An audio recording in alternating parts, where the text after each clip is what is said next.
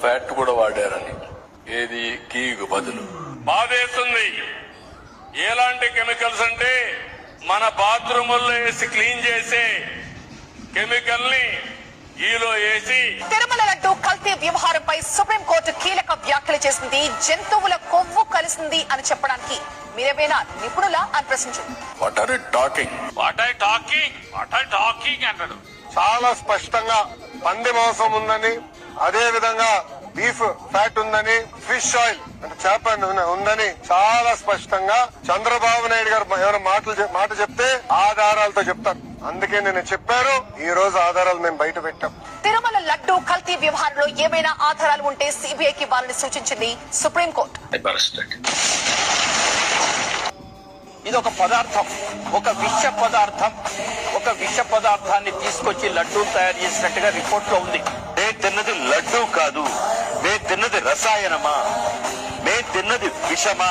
జంతువుల నుంచి తీసినటువంటి నూనెని కలిపి ఆ నెయ్యిలో వాడారు అని అంటే జంతువుల అవశేషాలు ఉన్నాయని నివేదిక.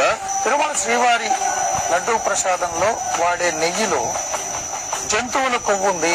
అటువంటి జంతువుల కళేబరాలతో లేదా జంతువుల కొవ్వుతో తీసినటువంటి నూనెని, ఆ నెయ్యిని వాడారు అని అంటే జంతువుల కొవ్వు కలిపారన్న వాస్తవం హైందవ ప్రపంచాన్ని ఊపేస్తోంది. ఇంట్లో చేపల ఆయిల్ ఉందా అంటే విడిగా మీరు చేపలు తినరా, అది తినరా, ఇది తినరా కాదు, అది వేరు. అందులో ఉన్నటువంటిది పామాయిల్, ఎనిమల్ ఫ్యాట్ కూడా వాడారని, ఏది గీకు బదులు. బాధేస్తుంది. ఎలాంటి కెమికల్స్ అంటే మన బాత్రూముల్లో వేసి క్లీన్ చేసే కెమికల్ ని ఈలో వేసి.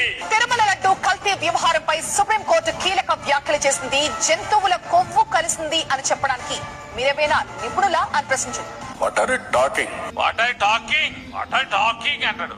చాలా స్పష్టంగా పంది మాంసం ఉందని, అదే విధంగా బీఫ్ ఫ్యాట్ ఉందని, ఫిష్ ఆయిల్ అంటే చేప ఉందని చాలా స్పష్టంగా చంద్రబాబు నాయుడు గారు ఎవరైనా మాట చెప్తే ఆధారాలతో చెప్తారు. అందుకే నేను చెప్పారు, ఈ రోజు ఆధారాలు మేము బయట పెట్టాం.